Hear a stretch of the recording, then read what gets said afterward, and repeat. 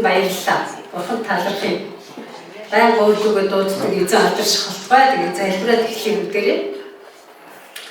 Хайртай Бурхан аав минь Тэнгэрлэг эзэн ариун аав минь тандаа бид өнөөдөр таны оршихуй дотор цуглараад тандаа өөрсдийнхээ зүрх сэтгэлийн магтаалыг өргөлөө.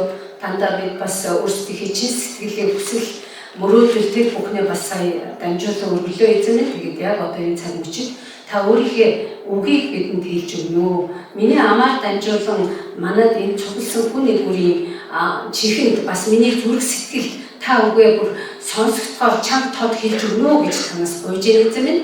Тэгээд таны үгийг сонсоод амьдрал дээр хэрэгжүүлж таны хүслийг биелүүлэхэд эзэн минь яг өнөөдрийн бидний магтаал дээр гарсан шиг хүсэлтэн тэнгэрчгээ энэ газар дээр хэрэгжих болтугай гэдгийн дагуу хэрэгжүүлж амьдрахад таны зорилгыг биелүүлж амьдрахад өнөөдрийн бидний чихэнд сонсож байгаа үг хүчтэйгээр бидний амьдралд нөлөөлөх болтугай хэмээн Есүсийн нэрээр залбирлаа. За тэгээд бид нэр Гитлэл номыг явж байгаа. Гитлэл номыг бүлэг бүлгээр явахдаа бүр бөөнөр нь явж байгаа. Тэгээд энэ бол бас манай чуулганы хувьд бас туршлага болоод явж байгаамаа. Тэгээ өнөөдрийн бидний үзэх бүлэг бол Гитлэл номын 17, 18 дугаар бүлэг байгаа. За өмнөх бүлгүүд дээр гарсан зүйл бол ер нь эхний хэсэг нь бол Израильчуудыг Бурхан Египтээс хэрхэн агуу гайхамшигтай Европсын хүч чадлаараа гаргаж авсан тухай түүх эхний 15 бүлэг дээр ер нь гардаг. Эхний 15 бүлэг. За тэгээд тэнд 15 дугаар бүлэг дээр тэр одоо галт талуун 100 мэд хүнд дарлал хүчил хийлэл хүнд хөдөлмөр дундаас эрхчлөлөнд гарч ирсэн баяр хөөрөө талархан дуулсан дуулал байдаг 15 дугаар бүлэг бол. За тэгээд 16 дээр бас цаашаа дунд нь яг энэ одоо өнөөдөр ярьж байгаа бүлэг рүү орж ирж байгаа яг Израиль улаан тэнгисийг гатлаад гарч ирсэн түүх байгаа. За өнөөдрийн 17 дугаар бүлэг болохоор 17, 18 болохоор яг гараад одоо Египтээс чөлөөлөгдөд гарсны яг дараа ямар зүйл болов гэдгийг хэлсэн түүх байна. За тэгээд эндээс уншия. За 17 дугаар бүлгийг бол бүтэн уншчихъя. Ер нь бүтэн уншаад 18 дугаар бүлгээ жоохон хагаслаад уншия. За 17 дугаар бүлэг болохоор ингэж эхэлж цаашаа үргэлжилж байна. Дараа нь Израилийн хотод түмэн Явгийн тушаалаар Син цөлөөс хөдөлгөн явсаар Рефидимд буудлаа. Гэтэл тэнд хүмүүс уух ус байсангүй. Ард олон Мошетэй заргалдаж бидэнд уух ус өг гэсэнд Моше тэдэнд та нар юунд надтай заргалдаад байгаа юм бэ? Та нар Явыг юунд сорino вэ гэв. Гэвч хүмүүс тэнд усаар гарчигдан цангаж Мошегийн үдээс гонгинулдан та яах гэж биднийг Египтээс авчирсан юм бэ? Биднийг ч үр мал сүргийг маань цангааж алах гээ юу гэцгээ. Моше Явагаас тусламж ирэн хашгирч би энэ ард түмнийг яах вэ? Эд над руу мөнхөн чулуу шитгэнэ гэв. Тэгэхэд Яв чи ард олны өмнө гарч Израилийн ахлагчдаас эдийг дагуул. Бас нийл мөрнийг цогсон таяга гартаа аваад яв. Харагтун би Хоревын хадан дээр өмнө чинь зогсно. Чамайг тэр хадыг цогход ус гарч хүмүүс түүнээс уух болно гэж Моше хэлв. Моше ч Израилийн ахлагчдын нүдэн дээр тэр ёсоор үлдэв. Израильчууд заргалдаж Яв энд бидний дунд байна уугүй юу хэмээн Явыг сорьсон тул Моше тэр газрыг Масаба Мерива гэж нэрлэжээ. Дараа нь амилагчууд ирж Рефидимд Израильтай дайдав. Тиймээс Моше ирчүүдийг шилж авч яваад амилагтай тулал маргааш би Бурханы тайгийг гартаа бариад толгодын оройд зогсно гэж Йехошуад хэлв. Йехошуа тийхүү Мошегийн хэлсэн ёсоор гүйцэтгэж амилагтай тулалдав. Моше Ахарон хуу толгодын оройд гарлаа. Моше гараа өргөхөд Израиль дийлж буулгахад амилаг дийлж байв. Гэтэл Мошегийн гар цуцсанд нөгөө түлэн түнд чулуу тавьж өглөө. Тэгээд Мошег чулуун дээр суухад Ахарон хуур хоёр Мошегийн гарыг нэг талаас нөгөө талаас нь дэмнэж тийхүү наран жаргатал түүний гар өргөөстэй ивэр байлаа. Йехошуа ийхүү амилаг хийгээд ард түмнийг нь элдний ирээр ялав. Яв үүнийг дуртатгал болгож ном бичээд Йехошуагийн чихэнд хоногшуул. Би амилагийн тухай дурсан чиг Тэнгэрийн дороос бүрмсэн арилгана хэмээн Моше дайлдав. Моше тахлын ширээ босгоод түүнийгээ Яв бол миний туг сүлд гэж нэрлэхдээ Явгийн тугийг өндөрт өргөхтүн амилагтай хийх тулаан нь үеийн үед явагийнх хэмээжээ. За энэ 17 дугаар бүлэг бүтнээрээ бидний сонорт сая хүрлээ. За эзний үгийг сонсоход үгийн хүч угаасаа өөрөө бид зүгээр сонсоход ирдэг учраас бид энэ үгийн гайхалтай үгийг сонслоо. За эндээс яг тавч тайлбарлаад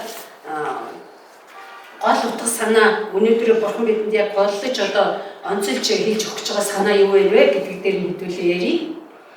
За энд 17 дугаар бүлэг эхлэхдээ уул нуулын чинь 15 дугаар бүлэг дээр яавал магтаад зэгсэн шилдэг дагнарын зэгс тэнгис үүчглээ гэж дуулаад магтаал бидний яваа шиг яваа бурхан байхгүй гэд магтсан хүмүүс шүү дээ. Тийм ээ? А тэгжээснээр ерөөсөө дараахан талд нь нэг жаахан яваад усгүй болонгууд хүмүүний мөн чанар нь илэрч гарч ирж байгаа тухай сайн уншигдлаа. Яасан бэ гэвэл нөгөө магтчихсан ам хайчсан гэ нөгөө магтаал гараад талархаад дуулаад бүжиглжсэн чинь тэр дорхнол яасан гэхээр одоо яваа энд байна уу юу гэж заргалдаж эхэлсэн. Тэгээ ус уух гэж мошигээс нэхэл шаардаа мошиг ус гаргаж өгөх ёстой юм шиг. Ус өгөх энэ ч усаалга байна. Яг гэж Египтээс гаргаж ирсэн. Тэгээ энэ бол их танил дүр зураг байна. Энэ олон мянган жилийн тэртээ нэг сенат зүйл болж ирсэн үйл явдал гэлээ гэсэн өнөөдөр бидэнд маш их танил. Яг танил байгаа юм гэвэл энэ бидний өөрсдийн маань гаргадаг арин шин. Хэдийгээр бид нар бурханд итгээд магтаад дуулаад талархаад зүрхий байдаг ч гэсэн ийм арин шин биднээс амархан гардаг. Дороо л мартдаг. Маш амархан мартдаг. Яавал намайг ямар зүйлээс чөлөөлж өгсөн? Энэ бурхан Есүс Христ миний төлөө юу хийсэн? Би одоо хаанаас хаашаа явж байгаа гэдгийг дороо мартчихдаг. Тийм учраас энэ гонгилдог, гомдолдог, заргалддаг, одоо зарга нэгдэг, ялрахдаг, удирдах ахалж яваа хүмүүсийн буруу мэтээр загнадаг. Өөр газар очиод манай цуглаан тэгээд намайг тоогоогүй учраас би энд ингэж явж байна гэж ярьж явдаг гэх мэтээр юмнууд байдаг л да. Зүгээр манайхаас тийм зүйл гараагүй. Би зүгээр нийтлэг ер нь итгэгч хүн гаргадаг арин шиг л ярьж байгаа юм. Итгэгч хүний гаргадаг арин шиг. Итгэдэггүй хүнээс гаргадаг арин шингийн талаар бид нар өнөөдөр энд ярих хэрэггүй шүү дээ. Харин бурханд итгээд магтаад өгөөд дуулаад магтаад юусэн гайхамшигтай эснийг дагж байгаа гэж байгаа хэрнээ бид ямар хөө арин шиг гаргадаг юм бэ гэдгийг өнөөдөр энэ израильчуудаас толин талж байгаа юм шиг харж болох юм байна. За тэгээд энд яасан бэ гэвэл хэлж байгаа үг нэ шүү дээ. Эдгээр яасан гэвэл шаардсан, гомдолсон, заргалдсан, бурхныг санджсан. Энийг бурхныг санджсан гэж хэлж байна. Бурхан энд байна уу, үгүй юу гэж санджсан. Та ч одоо яаж чадсан бэ? Хайч ч байгаа юм уу, үгүй юу алийг туслах гэж байгаа юм шиг тийм хандлага. Энэ нөгөө ус чи хайцсан, нөгөө хангалт чи хайцсан, яг чи Египтээс гараад бас. Яг үүндээ бол машинууд дайраад байгаа юм шиг энэ бол тийм биш. Яг цаана нь бол бурханд л дайрч байгаа. Бурханы өөдөөс хэдрэлж байгаа. Ийм арин шиг гарч ирж байгаа. Бид өөрийн мэдлэгүүгээр зүгээр хүнийг хараад хүндүү дайраад байгаа юм шиг, хүнийг нуулаад байгаа юм шиг, хүнийг өөдгөө байх руу байгийг шүүмжлээд байгаа юм шиг ирнэ. Яг үүндээ бол цаана тэр хүний цаана байгаа бурханыг бас давхар шүүчдэг. Давхар сандждаг. Хилэнгийн өдөөдөг. Тэгээд тэр Мерива, Масаба, Мерива гэдэг нь юу гэсэн үг вэ гэвэл Маса гэдэг нь хоёр талтай. Нэг тал нь бол бурхан биднийг сорилтыг туулахыг зөвшөөрдөг. Биднийг сорилт шалгуураар оруулдаг. А нөгөө тал нь бид бурханыг тийм үедээ сонждог. Сонждог гэж хэлж байна. Энэ бурхан яах нь үзээтэй. Хөөх юмтай гэж байгаа юм шиг сонждог. За Маса гэдэг үг нь ийм үг байна. А Мерива гэдэг үг нь болохоор өдөө хатгалаг. Одоо өөрийн хүргэхээр, хилэнгийн хүргэхээр өдөө хатгаж байгаа. Бараг ингээд хамрын сүргэд байгаа юм шиг. Чадахгүй хайчсан нөгөө амлаад байсан чи яатсан. Алин одоо нэг сайхан юм амлцсан биш үү гэдэг ингээд хамрын сүргэд байгаа юм шиг. Ялангуяа эрэгтэйчүүд бол маргалдаж хэрэлдэж эхлээд маргаад дараа нь хэрэлдээд тэгжсэн хамраас үлдэж байгаа амлуугаа цус гарч зовлтдаг шүү дээ. Тэгээ яг тэгж байгаа юм шиг. Ийм арин шин загвар гаргадгийн байна. Тэгэхээр эндээс бидний гол одоо сурах гэдэг юм бол юу гэвэл мэдээж бидний амьдралд хэцүү хатуу зүйл тохиолдно. Бид тохиолдож л байгаа. Бид итгэгчгээд хэцүү юмар туулаагүй шүү дээ. Өөртөө тохирсон хэцүү нугчаад аваагаар туулаад явж байгаа. Тэгэхээр энэ бидний сурах гэдэг юм нь хэцүү хатуу хохирогчийн сэтгэлээр бус Бурханы ивэлээр туулцрах зүйтэй юм аа гэдгийг сумаар. Хэцүү хатуу хохирогчийн сэтгэлээр бус. Бид ер нь нэг жижигхэн хацуу хэцүү юм тохиолдонгод хохирогч болчдөг. Тэгээ хохирогч гэж өөрийгөө өргөдөөд хохирогчийн дүр тоглож эхэлдэг. Хохирогчийн дүр тоглож ирсэн өөрөө тэрэндээ итгэдэг. Тэгээ өөрөө итгээд үнэхээр өргөдөлтэй зовлонтой хамгийн хэцүү амьтан болж хуурдаг. Тэгээд нөгөө гомдлсон сэтгэлээрээ Бурхныг ч санджаад, бусдыг ч гондоогоод өөрөө ч хохирлоо ийшин тийшин цацаад яриад ингээд одоо хошоо амаа урт толгоод хов чиг хөөцөлдөл тэр намайг тэгсэн учраас би ингэж байгаа байхгүй, тэр тэгээгүүл би ихгүй байхгүй юу гэх мэтээр ярьж явдаг нь өөрөө тэр хохирогчийн дүр тоглолцоод өөрөө дүрдээ итгэцэн жинхэнэ жүжигчин маш сайн жүжигчин болсон явж байгаа гэсэн. Сүүлдээ дүрдээ итгэн энэ сайн жүжигч чинь дүрдээ итгэхээр бүр яг тэр дүрдээ хөлжлөн гэсэн шүү дээ. Нэг хүн чулууны нулимс гэдэг кинонд цэрэм хагам цог хорхоо бүр учиргүйж ажиллаад итгээд зайлгсан гэж ярьдаг. Тэгээ үнэхээр дүрдээ итгэхээр хүн нэр яаж ч магадгүй. Тэгвэл бид нар хохирогчийн дүрд итгээд хороо цаашаа зарчиж явдаг нэг аюултай учраас бид эндээс сурах юм нь хэцүү хатуу хохирогчийн сэтгэлээр бас Бурханы ивэлээр туулцрах зүйтэй гэдгийг сурах. Бурханы ивэл хэцүү хатууг туулахад Бурхан ивэлээ буулгадаг угаасаа.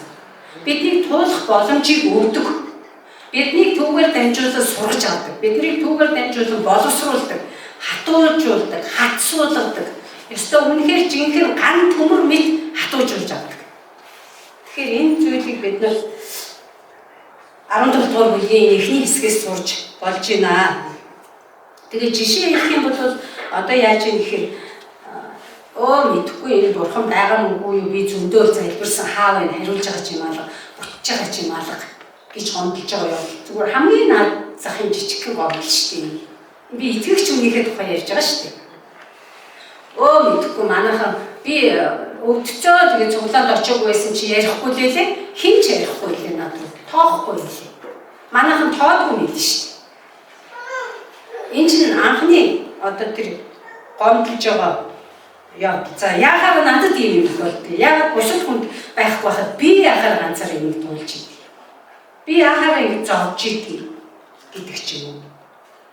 За энэ бол янз бүрийн юм дээр гарна. Энэ дээр ч гарч магадгүй. Бүхий л бидний амьдралын талбар дээр хатуу хэцүү юм тохиолдно. Тэгэхэд бид нар шууд хариу барьж байгаа бидний арин шин ямар арин шин бэ гэдгийг шалгаад энэ чинь биднийг хатуужуулж авч байгаа Бурханы Бурханы хувьд биднийг хатуужуулж авч байгаа шалгуур харин миний хувьд Бурханаас сонжихгүй байя гэдэг дээр байж ивэлийг нь гуйж сурах хэрэгтэй байна. За дараагийнх нь болохоор энэ тэгээд яасан гэхээр усгүй болцсон гэсэн чинь энд нэг юм бас би орхимооргүй. Бурхан уурлаад хамрын сүргээд хахад уурлаад үүдсэн дэсвэл дэлсэн шүү дээ тэдний. Хяруулвал хяруулж шүү дээ. Тэгсэн чинь тэгээд мошоо хашгираад эднэр удхан мөнтгөн намайг цогж алхнаа, чулуугаар шидэлж алхнаа гингүүд нь хашгирангууд нь Бурхан за чи Бурхан тангийг аваад юу руугаар тэр хадан дээр 20-ийн хадан дээр оч би өмнө чинь зогсно. Тэгээд тэр хад руу зогс. Цог. Тэгэнгүүт усгаар гэж хэлж байгаа байхгүй юу? Энэ бол бидэнд өгж байгаа Бурханы гайхамшигтай хайр, инрэл, ивэл, нэгүслийн том тод жишээ. Бурхан тийм амархан биднийг няцалчихдгүй маа. Бурхан тийм амархан биднийг дээсдэггүй маа. Бурханы хайр тэсвэр төвчээр нь үнэндээ дэндүү агуу. Тэгэхээр нь бид нар давардаг байхгүй. Үнэндээ бол. Яасан гэхээр хадан дээр очиж хадыг цохих гэж байгаа байхгүй зогсоод. Цох гээ. Тэгээд тэр хад нь яадаг хад байсан юм. Цул хаднаас ус оруулж өгч байгаа шүү дээ. Энэ бол Юрусын гайхамшиг.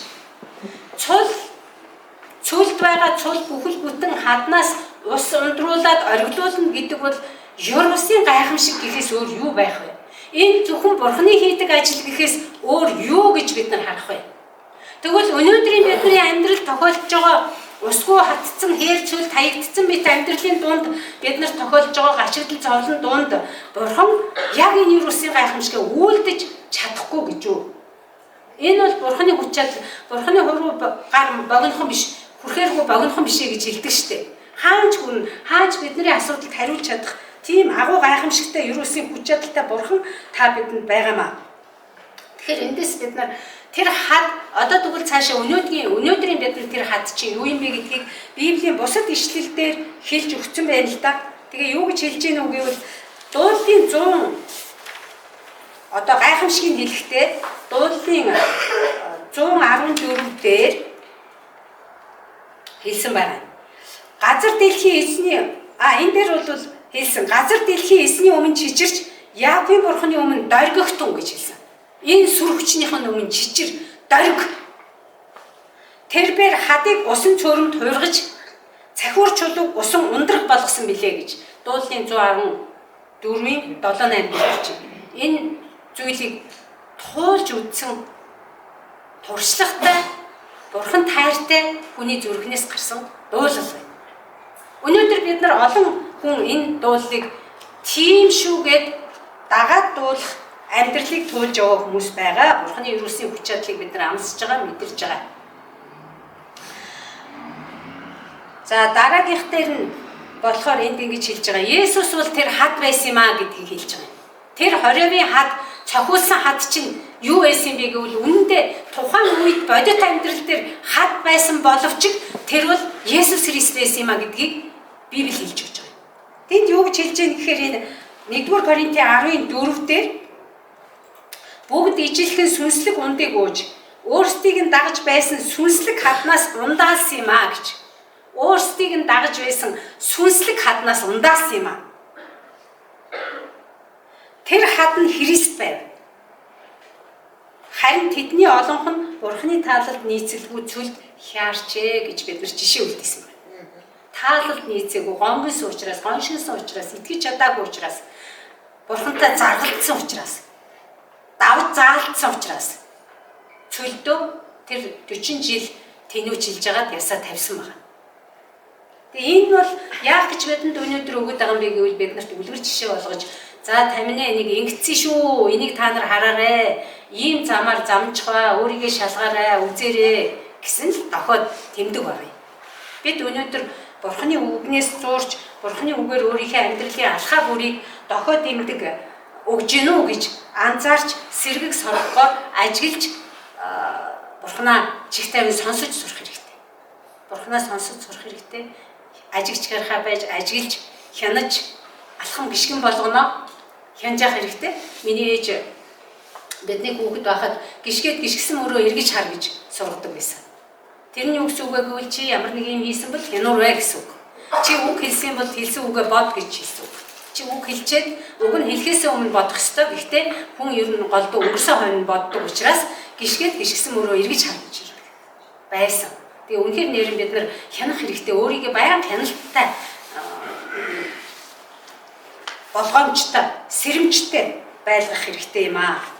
За тэгэхээр тэр хад бол Христ байсан юм байна. Тэгээ Христ өөрлөгөө биднийг урьсан байна. Юу гэж урьсан бэ гэвэл Иохан номын 7-р бүлэг дээр 38, 37, 38 дугаар ишлэлдэр хэрв хэн нэг нь цангаж байвал над руу ирж уугтун. Бичвэрт хэлсэнчлэн надад итгэгчийн дотроос амийг өгөгч устаа гол урсгалноо гэж хэлсэн. Энэ Есүсийн амлалт. Өөрлөгөө урьсан. Тэр хад цөлд олон мянганы тэртээ одоогоос 3500 гарын жилийн тэртээ Израильчуудыг цөлд дагаж, ундаалж, өдөр нь галан үүлэн багна, шөнө нь галан багна болж явсан тэр хад өөрийгөө цохиулж ус гаргаж өгсөн тэр хад өнөөдөр бидэнд юу гэж хэлж байгаа гэхээр над руу ир тэр хад бол амн цангаад байгаа хүн байвал над руу ир би бол ундаалнаа та нарыг. Юурийн усын сүнслэг ундаагаар ундаална. Энэ ундаа бол ам өгөгч ундаа юм а гэж хэлсэн. Та бидний амьдралаас амийн ундраг урсаж гардаг. Мөнх ам урсдаг. Та бидний амьдралаас мөнх ам дэлгэрдэг. Нахаалдаг, жимсэлдэг, цэцгэлдэг. Энэ бол Бурханы ивэл, Бурханы хайр, Бурханы юр бусын гайхамшигтай үйл хэрэг. Энэ та биднэрийнх биш. Энэ бидний гавьяа зүтгэл биш. Бурхан юу гэж хэлсэн гэхээр Эфес номын 2-р бүлэг дээр бидэнд хэлсэн байдаг шүү дээ, тийм ээ?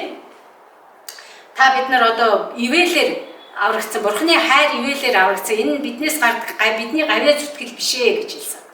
Энэ бол ажил та бидний хийдэг ажил биш ээ гэдэг утгаар хэлсэн. Харин тэр бол Бурхны ивэл байсан юм а гэж хэлсэн. Тийм учраас бид ивэлээр аврагдсан, итгэлээр дамжин ивэлээр аврагдсан юм а гэж хэлсэн байна. Тэгэхээр энэ ивэл өөрлөгөө биднийг дуудсан, энэ ивэлийг бид нар гадагшин урсгах зорилготой. Бид дотроо энэ усыг агуулж чадахгүй, багтаахгүй бид урсгана. Хэрвээ энэ амийн мундраг үнэхээр л бидэнд орж ирж цутгсан юм бол бид үнэхээр Есүст загламай үхэлд нь итгэсэн юм бол, амьсанд нь итгэсэн юм бол, дээш одод буцаж ирнэ гэж хэлсэн амлалтанд нь итгэж байгаа юм бол миний дотроос амийн усны мундраг гадагшаага угаасаа өөрөө ирэхгүй урсна. Тэгэхээр энэ бол та биднийг дуудсан Бурхны дуудлага юм аа. Хэдийгээр Израильчуудын цүлд яваа Гитлэл номын аль олон мянганы тэртээ болсон түүхийг бид нар өнөөдөр үзэж байгаа ч гэсэн өнөөдрийн бидний түүх гэж би дахин энэ эзний үгийг хуваалцахдаа энийг хэлдэг байгаа. Яг үүндээ энэ бол надад дандаа тэгж ойлгогддог.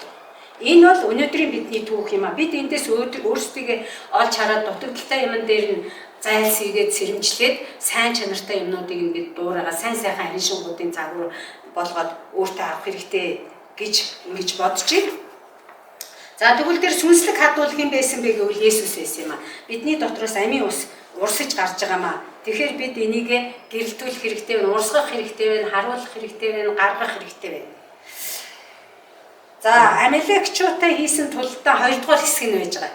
За энэ Амалекчууд гэж хин юм бэ гэдэг дээр манайхан мэдж байгаа. Яг бидний товч дуудаад хэлчихье. Амалек гэдэг бол Эхлэл номын 20 хэд дээр нь 26 бах Кетурагаас Авраамийн Сарагнаас орсны дараа авсан Кетура гэдэг татвар эхнэрээс нь гарсан хүүхдүүдийн нэг юу байна. Биш энэ чинь хин Медианы тахилчийг ярьж байна уучлаа. Андуурчлаа тахилчтай. Медианы тахилч гэдэг байгаа Итрогийн тухай гарал түүхүүл юм учиртай. Харин Амалек гэдэг бол Исав нөгөө хоёр ихэр биш үү? Яаков Исав хоёр ихэр Исаак Рибека хоёроос төрсөн хоёр ихрийн Исав ууган хүү Исавын ур удам байж байгаа. Исавын татвар эмэгтэйгээс гарсан Амалек гэж ачхүү нь одоо Исавын ачхүү байна. Тэгээд энэ Амалек хамгийн ихэнд Израильчууд руу цөл зүдэрч ядарч явхад нь ард талаас нь айгүй муухай тийм хорон уршигтай байдлаар дайрсан түүх энэ дэр гарч байгаа юм. Өөр ишлэл дээр гардаг. Энэ зүгээр Амалекчууд дайраад тулцсан гэж гарч байгаа.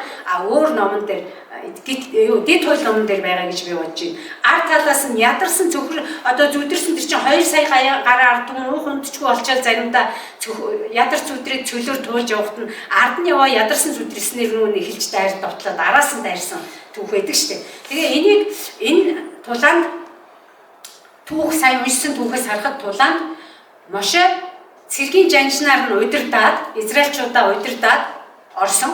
Уулын ороо дээр Бурхны таягийг аваад Моше гараад Бурхны таягтаа гараа сунгаж тэнгэр өөд сунгаж өргөөд гарын цуцгаар нь Ахарон хуур хоёр талаас нь чулуун дээр суулгаж агаад түшиж дэмжсэн түүхийг бид нар сайн уншлаа шүү дээ. Моше гараа өргөх юм бол нөгөө таягтаа гарна шүү дээ. Тэр чинь Бурхны таягтаа. Энэ Бурхны таяг гэж аюул чухал юм байгаа шүү.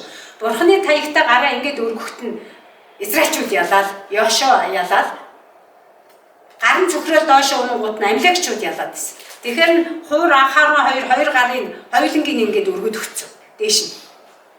Одоо магадгүй тэр таяга ингээд барьсан ч биш магадгүй. Тэгээ өргөд өгсөн. Тэгээд Израильчууд тэр Амалекчуудтай тулцсан тулаанд ялсан байна. Тэгээ хамгийн сүүлд нь дүгнэлтэн дээр юу гэж хэлж яах гэхээр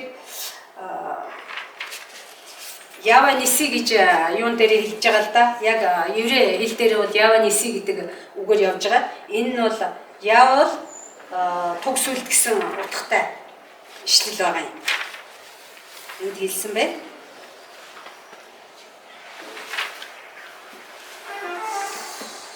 Ява миний төгсүүлт гэж хэлсэн байна. Ява миний төгсүүлт. За энэ яг Явагийн нэрнүүдийн нэг нь энэ одоо нэрч гэдэг юм уу, цол хэрэгмч гэдэг юм уу? Явагийн цол хэрэгмнүүдийн нэг л дээ бүтэн өгүүлбэрээр илэрхийлсэн цол хэрэгмийн нэг. Эзэн би таны мэдхийг хүснэ гэдэг нэг ном байгаа. ертөнцийн эзэн гэсэн юутай нэр томьёогоор орчуулсан. Тэр номон дээр энэ яг нэрнүүдийг бүтэн өгүүлбэрээр хэлсэн Библийн ишлэлтийн нэрнүүдийг түүж гаргасан мэт их гоё ном байгаа. Тэн дээр яг нэг нэр нь бол энэ Ява миний төгсүүлт гэж хэлж байгаа энэ Ява ниси гэдэг Тэгээ Яава бол миний эдгэгч эзэн энэ төр гэдэг нэрнүүд байж байгаа шүү дээ. Энэ бол бид нар Яавагийн талаар өөрсөндөө шингээж авах, өөрсөндөө яг одоо зүрх сэтгэлдээ хадаж нааж шингээж авах ёстой тийм бүтэн өгүүлбэрүүд байгаа. Библийн өгүүлбэр бид хэлээд тунхаглаж явах ёстой юм. Христ итгэлийн амьдралд хатуу хэцүү юм тулгархад, баяр хөөртэй юм тулгархад ч гэсэн Яава миний туг гэд ингээд хашгирч явах ёстой юм. Бүтэн өгүүлбэрээр хэлсэн нэр том явж байгаа. Өөчн зовлон тохиолдоход Яава миний эдгэгч эзэн гэж хашгирах. Тийм ээ? Ийм бүтэн өгүүлбэртэй сайхан нэрнүүд байж байгаагийн нэг нь юм байгаа юм л да. Тэгээ энэ туг сүлд гэдэг нь ямар учиртай юм бэ гэдэг дээр би саяхан болсон одоо энэ наадмын манай наадам их сайхан боллоо шүү дээ. Тэгээд маш сайхан нээлт бол маш жилээс жилд улам гоё болоод байгаа. Тэгээд жилээс жилд гоё болохдоо миний хамгийн их догдож, сэтгэл догдож, нүднээс хамар шархирч, нүднээс нулимс гарч хардаг тэр хэсэг бол 9 хөл цагаан тугийг залаад тэр сайхан шарга цагаан гэж хэлж болно доо. Цагаан төсмийн сайхан морд унаал 9 хөл цагаан туг араас нь олон мордонгуудагаал гарч ирээл тэр нэг байрлуулж байгаа. Яг одоо суурьнд нь ингээд байрлуулж байгаа хэсэг тэр би бүр нулимс өөрөө ирэхгүй л гарч бахархдаг. Яагаад гэвэл би энэ дэлхий дээр амьдарч хүн болж төрөөд Монгол үндэстэн гэдэг нэг харьяанд ор би амьдарч байгаа. Би Монголд үндэстэн болж төрсөн. Би үндэстнээр бахархна. Хэдийгээр миний үндэстэн бид нар өнөөдөр хүн чанарынхаа хувьд, хүнийхээ хувьд дорд орцсон муухай юмнууд байгаа ч гэсэн бид үндэстнийхээ хувьд бахархах учиртай. Ягаад гэвэл тусгай үндэстэн гэдгээр юм. 9 хөлт цагаан туга олон зууны тэртэгээс үүсгэж ирсэн тусгаар үндэстэн нэг Монгол нэгдсэн үндэстэн гэдгийг зарлан тунхаглаад энэ тугийг аваад дамжуулаад өнөөдрийн бидэнд хүргэж авч ирсэн түүхээрээ бид нар бахархах учиртай. Тэгэхээр энэ туг сүлд гэдэг юм чинь ямар чухал зүйл байдгийг, хүний зүрх сэтгэл ямар их үн цэнтэй юм байдгийг бид тусгаар үндэстэн гэдэг нь гайхалтай байгаа шүү дээ. Тэгээд тэр сүүлд бүрд одоо нөгөө юун дээр ярмагт болсон Монгол дэлхийн адууны өдөр болгочлоо штэ. Монгол тэмдэглэж явах болгоод тэнд нэг түмд гэж нэрлээд байгаа. Түмэн цэрэг 100000 цэрэг гэсэн үг. Гэхдээ тэр чинь 100000 гарантай явсан. 10100 хэд ч гэж хэлээ да. Мянгаар нь жагсаацсан. Тэгээд хувцнуудыг өмсүүлээд бүр яг нөгөө нэг юм дүрд нь оруулаад ерөнхийлөгч удирдаад ингээд морьтой явсан. Тэр бас гайхамшигтай байсан. Би тэнд бас нэг огшсон. Яг үүндээ бид нар яг энэтэй адилхан би юу ярьж байгаад энэ лөө ороод байна гэхээр бид хүн болж энэ дэлхийд үндэснийхээ хувьд үндэснээрээ бахархаж үндэснийхээ төлөө бид юм хийх учиртай. Бид үндэснийхээ төлөө сэтгэл зүтгэл гаргаж зовнох учиртай, бид залбирах учиртай, бид тэмцэх учиртай, бид тулах учиртай. Тэгвэл өөрийнхөө хүчээр биш. Өнөөдрийн ярьж байгаа яаваа миний туг сүлд гэд хэлж байгаа шиг миний туг сүлд нь би Монгол үндэстэн гэхдээ Монгол үндэстэнд хүрэх туг сүлд нь Есүс юм аа. Цүлд тэднийг ундаалж исэн Есүс юм. Амаараа биднийг ундаалсан, биднийг мөн хамтаа болгосон туг болох Есүс юм аа. Есүсийн загалмаа бол бидний ураад лооцсон бидний дуудлага. Тэгээ энэ зүйлээрээ бид нар бахархаад энийхээ төлөө амьдрах учиртай юм аа. Энийг бариад би Есүст итгэдэг хүн та нар итэг гэж дайрах нь гол нь биш. Давшлах нь гол нь биш. Бид энэ туг сүл дээрээ өөрчлөгдсөн шинэ амьдралаараа харуулж амьдрах ёстой. За тэгээд тэр 2 дугаар хэсэг дээр юу гараад ирв гэхээр юу яаж байгаа штэ. Одоо Итро 18 дугаар бүлэг дээр Итро би зүгээр түүхээс нь тавчхан дурдаад нэг хэсгээс нь уншаад явъя. 18 дугаар бүлэг дээр болохоор Мошегийн хадам эцэг Медианы тахилч Итро гэдэг хүн 2 хүүхдийг нь Мошегийн 2 хүүхдийг одоо тэр цөлөөр Египтээс чөлөөж авч гарахын үед л гэртээ авч харж исэн юм шиг байгаа. Тэгээд одоо Яавагийн Израильчуудад хийж үйлдсэн Египтээс чөлөөлж авсан бидний үдсэн 15 бүлэг хүртэл одоо 15 бүлгийг дуустал үдсэн харсан 16 энэ бүхнийг үдсэн харсан энэ зүйлийн маань чимээ амиа одоо хин дуулдсан байгаа Медианы тахилчид. Тэгээд одоо юу хийснийг сонсонгуудаа 2 хүүхдийн эхнэрийг аваад Моше руу цөл рүү хурж ирсэн түүх өгүүлэгдэж байгаа. За тэгээд энэ дээр би яг нэг хэсгээс нь уншия. Мошегийн хадам эцэг Итро эхнэр хүүгүүдийг нь аваад цөл түүн дээр иржээ. Моше тэнд бурхны уулнаа буудлаар байв. Тэрээр Моше чиний хадам эцэг Итро би эхнэр 2 хүүтэй чинь хамт чам руу очиж явна гэж мэдэгджээ. Моше хатан эцгээ тосож гараад бүхийн түүнийг үлсэв. Тэд амар мэндэ мэдлцээд майханд орлоо. Моше хатан эцэгтэй Израилийн төлөө Фаронд болон Египтчүүдэд Явагийн үйлдсэн бүхнийг зам зуур тохиолдсон хамаг зовлон бэрхшээлээс нь Ява хэрхэн тэднийг чөлөөлснийг ярьлаа. Израилийг Египтчүүдийн гараас чөлөөлөхдөө Израильд үйлдсэн Явагийн сайн сайхан бүхнийг бүхэнд Ятро баярлав. Тиймээс Ятро та нарыг Египтчүүдийн гар доороос энэ ард түмнийг Фароны савраас чөлөөлсөн Ява магтагдах болтугай. Дээрэнгүй Египтчүүдийг ялсан Ява бол хамаг бурхтаас агуу гэдгийг би одоо мэдлээ гэв. Тэгээд Мошегийн хатам эцэг Ятро бурхан зориулсан шатаах тахил ба бусад тахилыг авлаа. Бурханы өмнө Мошегийн хатам эцэгтэй хамт цоолохоор Ахрон ба бас Израилийн хамаг ахлагчид иржээ. За нэг энэ хэсэг бай. За энэ дээр би юу ярьж байгаад энэ лүү орчваа гэхээр бид нар нөгөө одоо амьдрна гэдэг байгаа шүү дээ. Харагдан сонсогдохоор амьдрий гэж. Тэгээ Ятро сонссон байна. Сонсчий гэж шүү дээ. Египтчүүдэд юу хийж байгаа тэднийг гаргаж авсан бэ гэдгийг сонссон. Тэгэхээр бид нар өөрсдийнхээ амьдралыг хүнд сонсгох хэрэгтэй. Бидний амьдралыг хүн сонсох хэрэгтэй. Бидний амьдралыг хүн харах хэрэгтэй. Харах хэрэгтэй. Нэг сонсохоор 1000 үз гэж байгаа Моше дээр ирж Ятро хоёр хүүхэд эхнэрийг нь хүргэж ирэхдээ өөрөө тэднийг бас нүдэрээ үзэж харж байгаа. Тэгэхээр бид нар харуулах хэрэгтэй, сонсгох хэрэгтэй байна. Энэ зүйл бол бидний Христэд итгэсэн үүрэг даалгавар маань байна. Бид одоо явж бүхэн үндэснийг дагалдагч болгохдоо амьдралаараа л харуулах үзүүлэх гэдэг дээр л одоо ерөөсөө бүр бат нот зогсох хэрэгтэй. Ялангуяа өнөөгийн нөхцөл биднээс тэгж шаардж байгаа. Бид өнөөдөр нэг жижигхэн товхмол оройд айлын хашаа давуулж шидэж явдаг цаг үеийг өнгөрцөн ард хоцорч байгаа. Бид нар өнөөдөр өөрийнхөө амьдралыг л одоо шидэд авах хэрэгтэй бид нар л өөрийнхөө амьдралын тэр явж байгаа хүүхдүүх тэр хүүхдээ хүмүүжүүлж байгаа эхнэр нөхөр харилцаж байгаа гэр бүлийнхээ менежмент хийж байгаа санхүүгээ авч явж байгаа ажил амьдрал дээр сурлага дээр юун дээр байдгийг тэр бүхнийг ингэж шидэд авах хэрэгтэй. Тэр нь чихэнд сонсгоно гэсэн.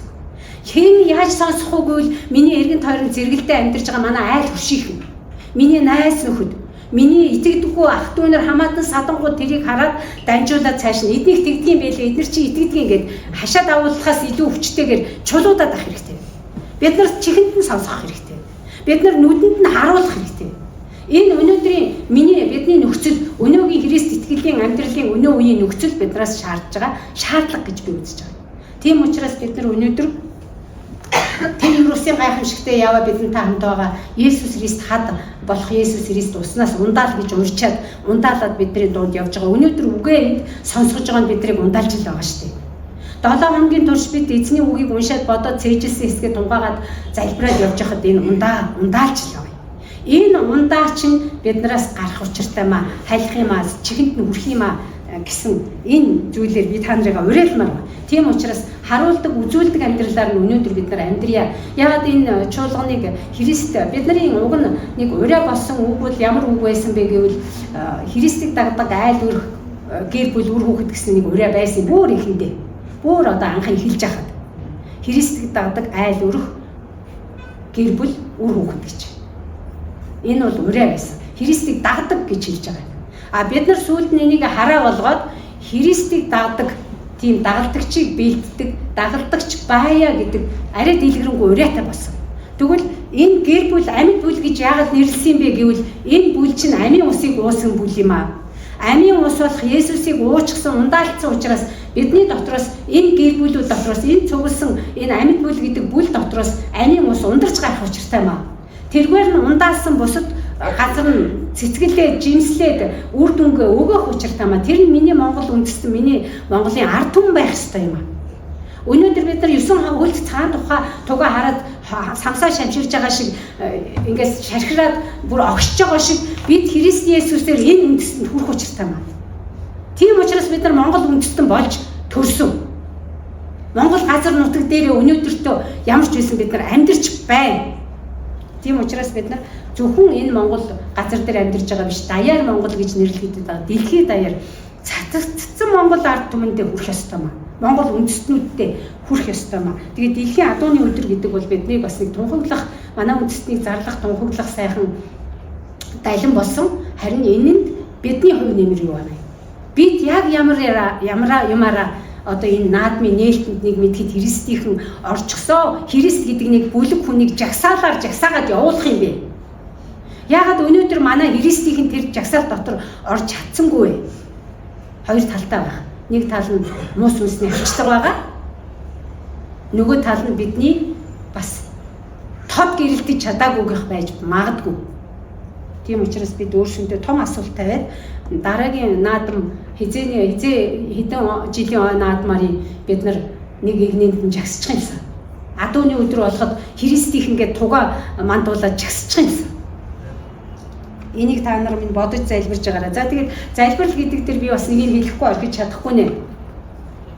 Амликчуудтай тулдахад хоёр гарын хоёр талаас нь түшээд өргөсөн гэсэн шүү дээ. За энэ бол бидэнд нэг сургамж өгөөд байгаа. Энэ ямар сургамж өгөөд байна гэхээр би хоёр тооцоолох утгааруугаа хэлмээр байна л да. Тэр нь болохоор сүнсний тулааны зэвсэг болох зуучлах залбирал дэмжигч дотн нөхөд хэрэгтэй гэдэг сургамж. Би ганцаараа зуучлаа залбираад дийлэхгүй. Энэ чинь сүнсний тулаан, хүчрхэг тулаан байна. Эфес номын 6 дугаар бүлгийг бид нар сайн мэдж байгаа. Бараг цээжилсэн байгаа бах. Ямар зэмсгүүд байдаг вүлээ. Тэрний хамгийн түрүүнд хийх зэмсэг нь бол залбирал. Зуучлан залбирал. Үндэснийхээ төлөө зуучлан залбирая. Хуур Ахарон хоёр шиг Мошегийн гарыг дэмжсэн шиг тэр зуучлан залбирдаг хүмүүсээ дэмжигч нөхдүүд бидэнд олон хэрэгтэй. Тэгээ хуур Ахарон гэснээс Ахарон бол Мошегийн төрсөн ах нь байгаа. За хуурыг бол еврей уламжлалд бол Мирамын нөхөр гэж үздэг юм байлээ. Энэ хуурыг. Хуур хоёр янзын хуур байгаа гэж зарим судлаачид үздэг. Басилелийн аав хуур байгаа. Энд гарч байгаа хуур нэг хэсэг судлаачид бол энийг нэг хүн гэж үздэг. Нэлээд хэсэг судлаачид бол энэ хуур нь ялгаатай нөгөө 2-3 газар гардаг юм энэ одоо энэ дурддагдж байгаа хуур нөгөө Ахарон хуур хоёр Мошег 40 өдөр 40 шөнө уулан дээр эсний хуулийг авах гэж сууж хахад 10 тушаалыг авах гэж сууж хахад ард даагаад үлддэг хүмүүсийн хариуцаад үлддэг хүмүүсийн нэг хуур. Энийг Мириамын нөхөр гэж уламжлал үздэг юм байна. Би бол яг мэдэхгүй. Библиэр яг тэгж хэлээгүй. Гэхдээ та нар сонирн болгоод хэлэхэд энд би нэгийг бодоод байгаа юм. За их хоёр дотны хүмүүс л нэгдэж яа гэм бэ. Ер нь тэгээд төрсөн ах нь байж, төрсөн ихчийн нөхөр байна. Энэ ч аргагүй юм байна л да. Ер нь хүн эндээс л эхэлдэг юм байна шүү дээ. Ер нь бид нар дотносыг гэвэл ийм л маягаар төрсөн ах дүү шиг, төрсөн эгч дүүсийн нөхөрсүүдэр их бэр хүргэд шиг, төрсөн эгч дүүсийн охид хөвгүүд шиг ингэж ойртох хэрэгтэй байж тээ гэж би бодсон. Тийм учраас би та нараа яг юу гэж энд эзэн надаар дамжуулаад уриалах гэдэг юм бол зуучлан залбирж өгөөч үндэснийхээ төлөө. Ингэхдээ энэ зуучлан залбиралдаа хань хамсаатантай болооч. Тэр хуур Аарон хоёр шиг ингээд гарын өргөө туслаад ах, залбираад ах, тасралтгүй дэмжиж залбираад ах хүнтэй болооч. Байна уу? Байгаа бол байгаагаа мэдэгдээд үржээд цаашаа олон болоод ингээд яваач. Эсийн бүлэг дээрээ тусалдаг дэмждэг хүн чинь хийн. Эсийн бүлгийн туслагч дэмжигч нартайгаа нийлээд эсийн бүлгээ 2-3 болгооч. Нэг өргөт толгойлж байгаа тэднийх гэд нэрлэж байгаа манайх чинь сая 8 бүл гадагшаа евро баруун ангиараа зугаалаад аялаад наадмаар ирлээ шүү дээ. 8 бүл. Тэгтээ манайх 8-аас илүү л дээ. Тэгвэл энэтэй адилхан ингээд бүл бүлээрээ нэгдээч, нөхөрлөөч. Сайн явсан нөхдүүд минь 2-ороо 3-аараа бүл болж чадсан уу? Үнэхээр дэмжиж гараа өргөд ингээд залбирсан уу явж байхдаа? Ингээд зогссон уу? Би бүр ингэж асуумаар байгаа. Заримдаа бид нар хитрхи мах бодын юмыг бодоод явцдаг тал бас байгаа шүү ер нь. Би яг нэг үгүй энд бурхан хэлгэж байгаа байхаа гэж бодоод хэлж байгаа. Амлик гэдэг бол махотын төлөөлөл гэж үздэг. Амлик гэдэг бол махотын Исав махоттой захирагдаад ууган хүүгийнхээ эрхийг худалдсан шиг бид өнөөдөр махоттой захирагдаад эсний имийг худалдчихж байгаа юм биш байгаа гэж. Эсний ивэлээс гарчиж байгаа юм биш байгаа гэдгийг бас бодмоор байгаамаа.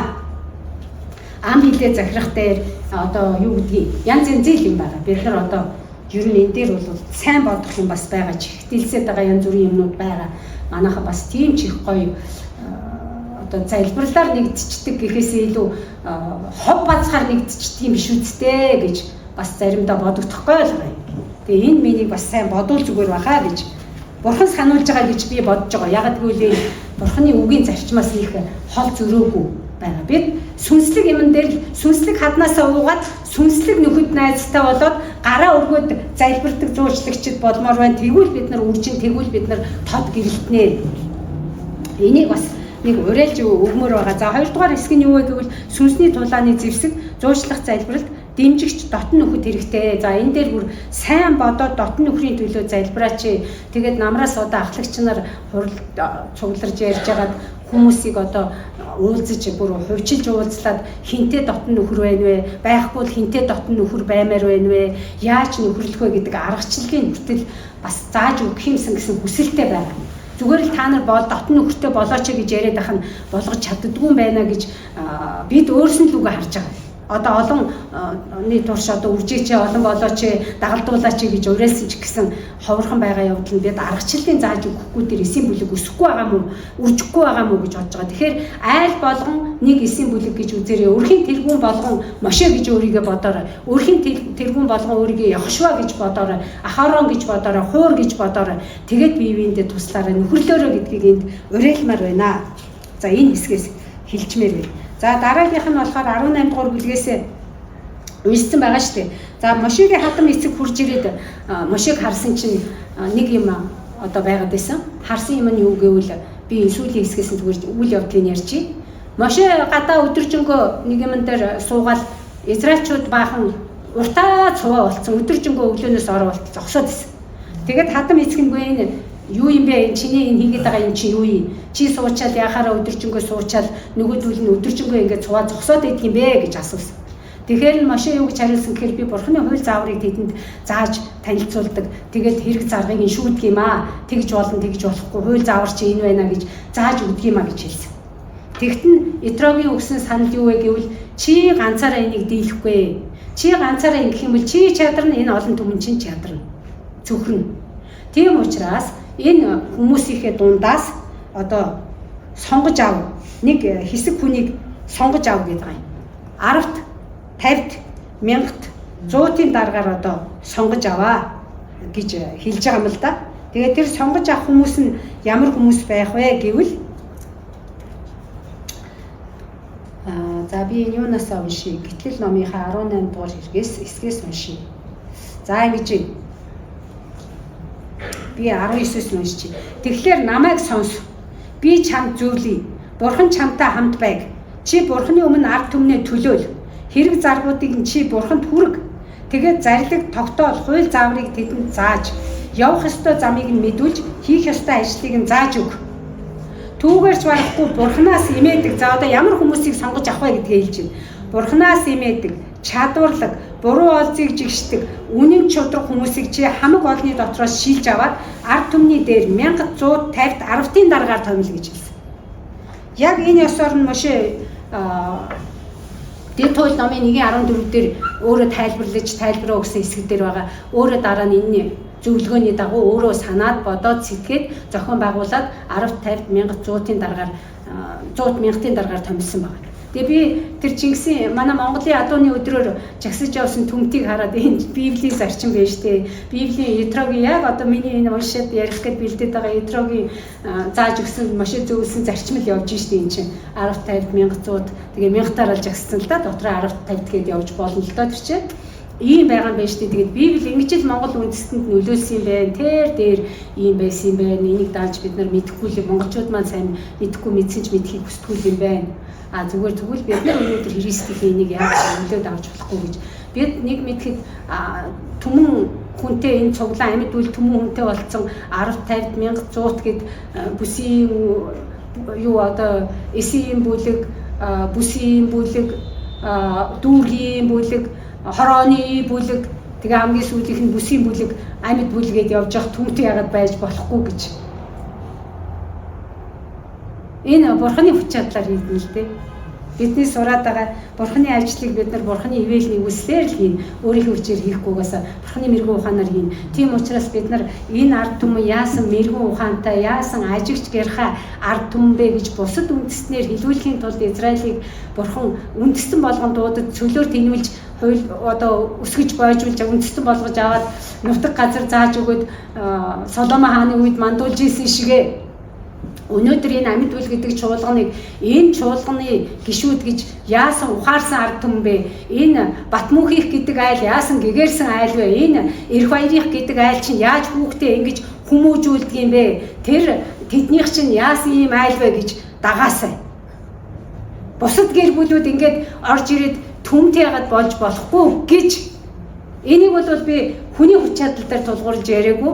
Бурхны хүч чадал, бурхны ивэл, бурхны юр усын гайхамшиг биднэрт үзэгдээд байгаа, харагдаад байгаа, амтлагдаад байгаа, сонсогдоод байгаа учраас энд хэлж байгаамаа. Тийм учраас бид нар тод гэрэлтэж амьдрах хэрэгтэй байна. Үг үүсээрээ хашгирмаар байна. Үгээсээ илүү үүсээ тод хашгируулмаар байна. За тэгээд бидний 3 дугаар одоо гол сурах гээд байгаа зүйл нь бурхны зорилгыг, бурхны хүч чадал, хайр ивэлийн дор итгэл зүтгэлээр хэрэгжүүлье гэдэг. Юу утга байна. Бурхны зорилгыг, бурхны хүч чадал, хайр ивэлийн дор итгэл, хүнээс гарах юм нь итгэл, зүтгэл хоёр. Тэгээ ийм зүйлээр хэрэгжүүлье. Тэгвэл бурхан хийх болно. За нэг ураа гаргачих.